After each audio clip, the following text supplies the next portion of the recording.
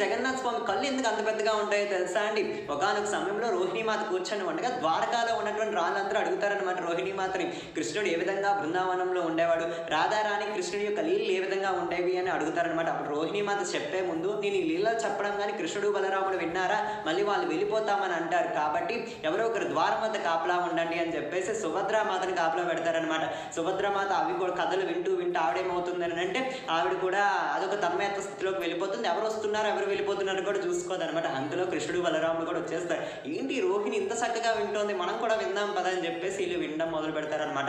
ముగ్గురు వింటూ కూడా ఆశ్చర్యంతో కళ్ళు పెద్దవిగా అయిపోతాయి అనమాట. అప్పుడే ఆకాశంలో సంచరిస్తున్నట్టు నారద మహర్షి చూస్తాడు రూపాలు, ఎంత అద్భుతమైనటువంటి సుందరమైనటువంటి రూపాలు అని చెప్పేసి స్వామివారి వద్దకు వచ్చి, స్వామి రూప దర్శనం మాకు మాత్రమే కాదు సకల జనాలకి కూడా ఈ యొక్క దర్శన భాగ్యాన్ని కల్పించండి అని చెప్పేసి చెప్తారనమాట.